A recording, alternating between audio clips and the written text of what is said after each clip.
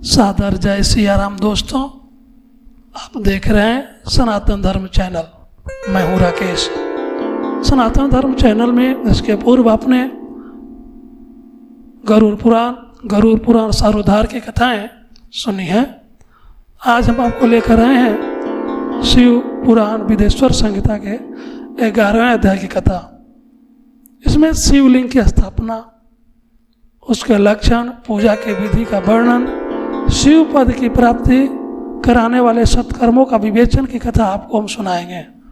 इसके पूर्व अगर आप हमारे चैनल को सब्सक्राइब नहीं किए हैं तो चैनल को सब्सक्राइब कर लें, बेल आइकन को दबा लें ताकि आपको हर नए वीडियो की जानकारी मिलता रहे। दोस्तों चलिए हम चलते हैं कथा की ओर। एक बार बोलिए देवाधिदेव महादेव की जय। ऋषियों ने पूछा, सूत जी, शिवलिंग की स्थापना कैसी करनी चाहिए? ऋषियों ने पूछा, सूत जी, शिवलिंग की स्थापना कैसे करनी चाहिए, उसका लक्षण क्या है तथा उसके पूजा कैसे करनी चाहिए, किस देश काल में करनी चाहिए और किस द्रव्य के द्वारा उसका निर्माण होना चाहिए? सूत जी ने कहा, महर्षियों, मैं तुम लोगों के लिए इस विषय का वर्णन करता हूँ, ध्यान देकर सुनो और समझो। अनुकूल एवं शुभ समय में किसी पवित्र तीर्थ में, नदी आदि के तट पर अपनी रुचि के अनुसार ऐसी जगह शिवलिंग का स्थापना करनी चाहिए जहाँ नित्य पूजन हो सके। पार्थिव द्रव्य से, जलमय द्रव्य से अथवा तेजस पदार्थ से अपनी रुचि के अनुसार कल्पोक्त लक्षणों से युक्त शिवलिंग का निर्माण करके उसकी पूजा करने से उपासक को उस पूजन का पूरा फल प्राप्त होता है। संपूर्ण शुभ लक्षणों से युक्त शिवलिंग की यदि पूजा की जाए तो वह तत्काल पूजा का फल देने वाला होता है। यदि चल प्रतिष्ठा करनी हो तो इसके लिए छोटा सा शिवलिंग अथवा विग्रह श्रेष्ठ माना जाता है, और यदि अचल प्रतिष्ठा करनी हो तो स्थूल शिवलिंग अथवा विग्रह अच्छा माना गया है। उत्तम लक्षणों से युक्त शिवलिंग की पीठ सहित स्थापना करनी चाहिए। शिवलिंग का पीठ गोल, चौकोर, त्रिकोण अथवा खाट के पाये की भांति ऊपर नीचे मोटा और बीच में पतला होना चाहिए। ऐसा लिंग पीठ महान फल देने वाला होता है। पहले मिट्टी से, प्रस्तर आदि से अथवा लोहे आदि से शिवलिंग का निर्माण करना चाहिए। जिस द्रव्य से शिवलिंग का निर्माण हो उसी से उसका पीठ भी बनाना चाहिए। यही स्थावर यानी अचल प्रतिष्ठा वाले शिवलिंग की विशेष बात है। चर यानी चल प्रतिष्ठा वाले शिवलिंग में भी लिंग और पीठ का एक ही उपादान होना चाहिए, किंतु बाणलिंग के लिए यह नियम नहीं है। लिंग की लंबाई निर्माणकर्ता या स्थापना करने वाले यजमान के 12 अंगुल के बराबर होनी चाहिए। ऐसे ही शिवलिंग को उत्तम कहा गया है। इससे कम लंबाई हो तो फल में कमी आ जाती है, अधिक हो तो कोई दोष की बात नहीं है। चरलिंग में भी वैसे ही नियम है। उसकी लंबाई कम से कम कर्ता के 1 अंगुल के बराबर होनी चाहिए। उससे छोटा होने पर अल्प फल मिलता है, किंतु उससे अधिक होना दोष की बात नहीं है। यजमान को चाहिए कि वह पहले शिल्प शास्त्र के अनुसार एक विमान या देवालय बनवाए जो देवगणों की मूर्तियों से अलंकृत हो। उसका गर्भगृह बहुत ही सुंदर, सुदृढ़ और दर्पण के समान स्वच्छ हो। उसे 9 प्रकार के रत्नों से विभूषित किया गया हो। उसमें पूरब और पश्चिम दिशा में 2 मुख्य द्वार हो। जहाँ शिवलिंग की स्थापना करनी हो उस स्थान के गर्त में नीलम, लाल, वैदुर्य, श्याम, मरकत, मोती, मूंगा, घुमेद और हीरा, इन 9 रत्नों को तथा अन्य महत्वपूर्ण द्रव्यों को वैदिक मंत्रों के साथ छोड़ें। सदोजात आदि 5 वैदिक मंत्रों द्वारा शिवलिंग का 5 स्थानों में क्रमशः पूजन करके अग्नि में हविष्य की अनेक आहुतियाँ दें और परिवार सहित मेरी पूजा करके गुरु स्वरूप आचार्य को धन से तथा भाई बंधुओं को मनचाही वस्तुओं से संतुष्ट करें। याचकों को जड़ यानी सुवर्ण, गृह एवं भू संपत्ति तथा चेतन गौ आदि वैभव प्रदान करें। अस्थावर जंगम सभी जीवों को यत्नपूर्वक संतुष्ट करके एक गड्ढे में सुवर्ण तथा 9 प्रकार के रत्न भरकर सदोजात आदि वैदिक मंत्रों का उच्चारण करके परम कल्याणकारी महादेव जी का ध्यान करें। तत्पश्चात नादघोष से युक्त महामंत्र ओंकार ओम का उच्चारण करके उक्त गड्ढे में शिवलिंग की स्थापना करके उसे पीठ से संयुक्त करें। इस प्रकार पीठ युक्त लिंग की स्थापना करके उसे नित्य लेप दीर्घकाल तक टिके रहने वाले मसाले से जोड़कर स्थिर करें। इसी प्रकार वहाँ परम सुंदर मूर्ति की भी स्थापना करनी चाहिए। सारांश कि भूमि संस्कार आदि की सारी विधि जैसी लिंग प्रतिष्ठा के लिए कही गई है, वैसे ही मूर्ति प्रतिष्ठा के लिए भी समझनी चाहिए। अंतर इतना ही है कि लिंग प्रतिष्ठा के लिए प्रणव मंत्र के उच्चारण का विधान है, परंतु मूर्ति की प्रतिष्ठा पंचाक्षर मंत्र से करनी चाहिए। जहाँ लिंग की प्रतिष्ठा हुई है वहाँ भी उत्सव के लिए बाहर सवारी निकालने आदि के निमित्त मूर्ति को रखना आवश्यक है। मूर्ति को बाहर से भी लिया जा सकता है, उसे गुरुजनों से ग्रहण करें। वह वेर वहीं लेने योग्य है जो साधु पुरुषों द्वारा पूजित हो। वेर यानी मूर्ति कहा गया है। इस प्रकार लिंग में और वेर में भी की हुई महादेव जी की पूजा शिव पद प्रदान करने वाली होती है। अस्थावर और जंगम के भेद से लिंग भी 2 प्रकार का कहा गया है। वृक्ष लता आदि को अस्थावर लिंग कहते हैं और कृमि कीट आदि को जंगम लिंग। अस्थावर लिंग की सींचने आदि के द्वारा सेवा करनी चाहिए और जंगम लिंग को आहार एवं जल आदि देकर तृप्त करना चाहिए। उन स्थावर जंगम जीवों का सुख पहुंचाने में अनुरक्त होना भगवान शिव का पूजन है, ऐसा विद्वान पुरुष मानते हैं।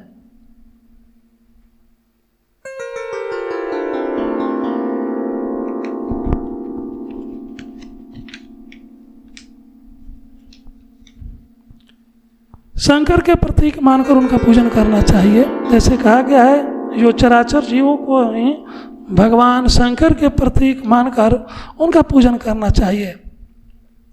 इस तरह महालिंग की स्थापना करके विविध उपचारों द्वारा उसका पूजन करें।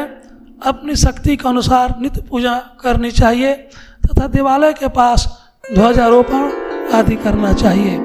शिवलिंग साक्षात शिव का पद प्रदान करने वाला है, अथवा चरलिंग में षोडशोपचार तथा यथोचित रीति से क्रम से पूजन करें। यह पूजन भी शिव पद प्रदान करने वाला है।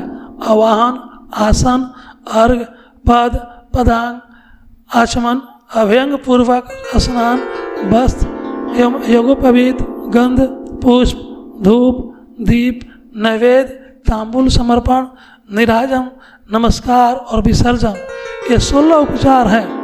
अथवा अर्घ से लेकर नैवेद्य तक विधिवत पूजा करें। अभिषेक, नैवेद्य, नमस्कार और तर्पण ये सब यथाशक्ति नित्य करें। इस तरह किया हुआ शिव का पूजन शिव पद की प्राप्ति कराने वाला होता है। अथवा किसी मनुष्य के द्वारा स्थापित शिवलिंग में, ऋषियों द्वारा स्थापित शिवलिंग में, देवताओं द्वारा स्थापित शिवलिंग में, अपने आप प्रकट हुए स्वयंभू शिवलिंग में तथा अपने द्वारा नूतन स्थापित हुए शिवलिंग में भी उपचार समर्पण पूर्वक जैसे तैसे पूजन करने से या पूजन की सामग्री देने से भी मनुष्य ऊपर जो कुछ कहा गया है वह सारा फल प्राप्त कर लेता है।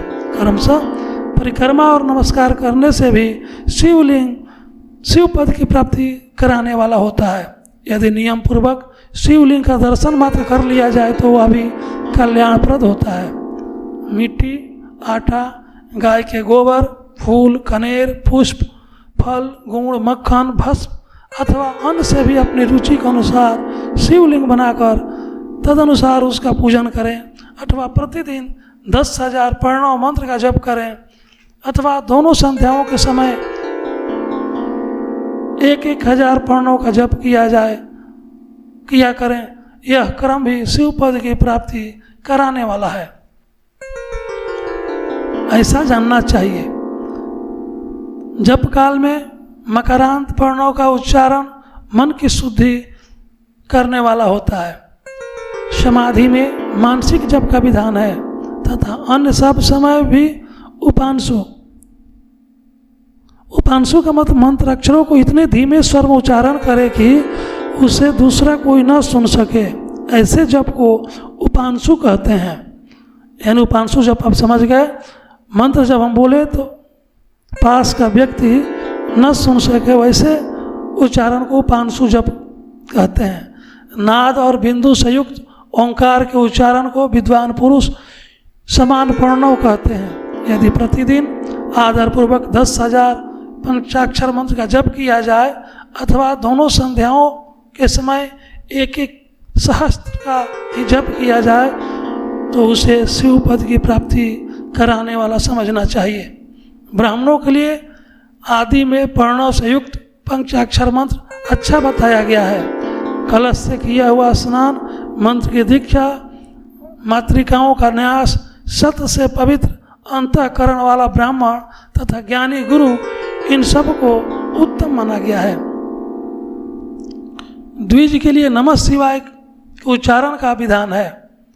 द्विजित्रों के लिए नमः पद के प्रयोग की विधि है, अर्थात वे शिवाय नमः इस मंत्र का उच्चारण करें। स्त्रियों के लिए भी कहीं कहीं विधि पूर्वक नमो अंत उच्चारण का भी विधान है, अर्थात वे शिवाय नमः का ही जप करें। कोई ऋषि ब्राह्मण की स्त्रियों के लिए नमः पूर्वक शिवाय के जप की अनुमति देते हैं, अर्थात वे नमः शिवाय का जप करें। पंचाक्षर मंत्र का 5 करोड़ जप करने के मनुष्य भगवान सदाशिव के समान हो जाता है। 1, 2, 3 अथवा 4 करोड़ का जप करने से मनु क्रमशः ब्रह्मा, विष्णु, रुद्र तथा महेश्वर का पद प्राप्त होता है। अथवा मंत्र में जितने अक्षर हैं उनका पृथक पृथक 1,00,000 जप करें, अथवा समस्त अक्षरों का एक साथ ही जितने अक्षर उतने लाख जप करें। इस तरह के जप को शिव पद की प्राप्ति कराने वाला समझना चाहिए।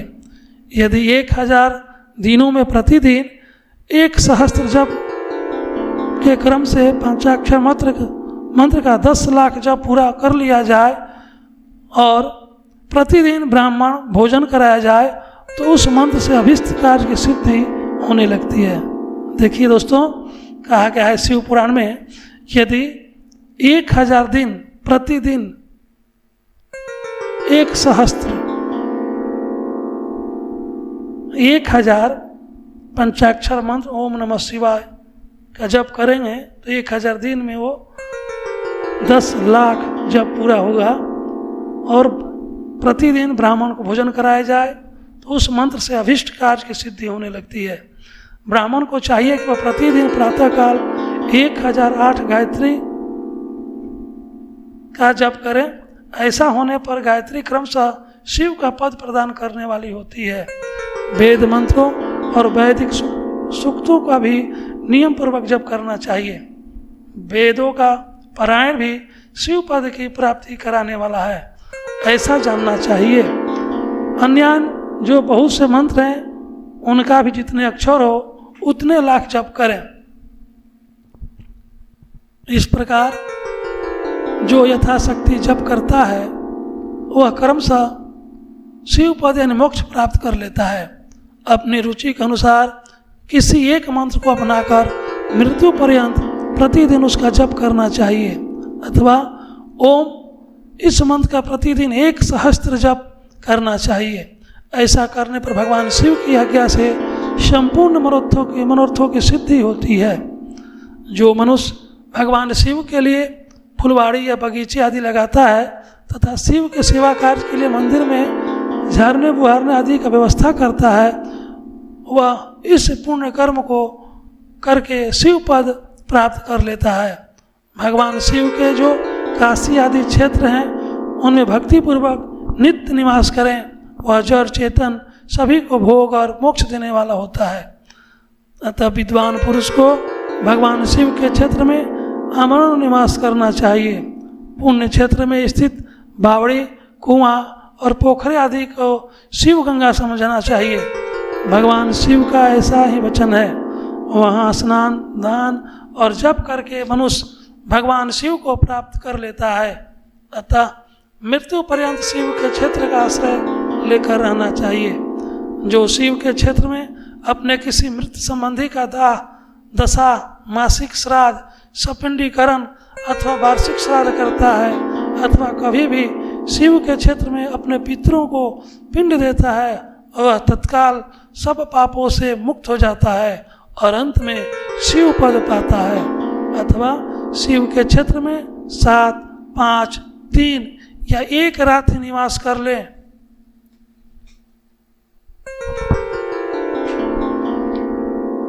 ऐसा करने से भी क्रमशः शिव पद की प्राप्ति होती है।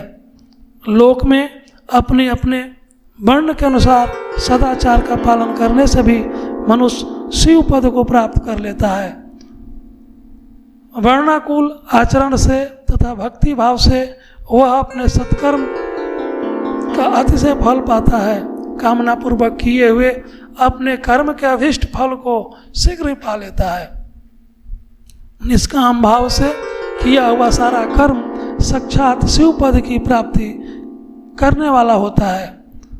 दिन के 3 विभाग होते हैं, प्रातः, मध्याह्न और सायं। इन तीनों में क्रमशः एक एक प्रकार के कर्म का संपादन किया जाता है। प्रातः काल को शास्त्र विहित नित्य कर्म के अनुष्ठान का समय जानना चाहिए। मध्याह्न काल को सकाम कर्म के लिए उपयोगी है तथा श्याम काल को शांति कर्म के लिए उपयुक्त है, ऐसा जानना चाहिए। इस प्रकार रात्रि में भी समय का विभाजन किया गया है। रात के 4 प्रहरों में से जो बीच के 2 प्रहर है उन्हें निशीथ काल कहा गया है। विशेषतः उसी काल में की हुई भगवान शिव की पूजा अभिष्ट फल देने वाली होती है। ऐसा जानकर कर्म करने वाला मनुष्य यथोक्त फल का भागी होता है। विशेषतः कलयुग में कर्म से ही फल की सिद्धि होती है। अपने अपने अधिकार के अनुसार ऊपर कहे गए किसी भी कर्म के द्वारा शिव आराधना करने वाला पुरुष यदि सदाचारी है और पाप से डरता है तो वह उन कर्मों का पूरा पूरा फल अवश्य प्राप्त कर लेता है। ऋषियों ने कहा, सूत जी, पुण्य क्षेत्र कौन कौन से हैं जिनका आश्रय लेकर सभी स्त्री पुरुष शिव पद प्राप्त कर लें, यह हमें संक्षेप में बताइए। यह आपको 12वें अध्याय कथा आगे हम सुनाएंगे। 11वें अध्याय में आपने सुना कितना ही मनोहर कथा था कि शिवलिंग की स्थापना कैसे करें, पूजन की विधि क्या है, शिव पद की प्राप्ति कैसे हो, सत्यकर्म का विवेचन आदि को बताया गया है। तो दोस्तों, यह कथा आपको कैसा लगा कमेंट में लिखें और इसे अधिक से अधिक लोगों तक शेयर करें। तब तक के लिए बने रहें। सादर जय सिया राम।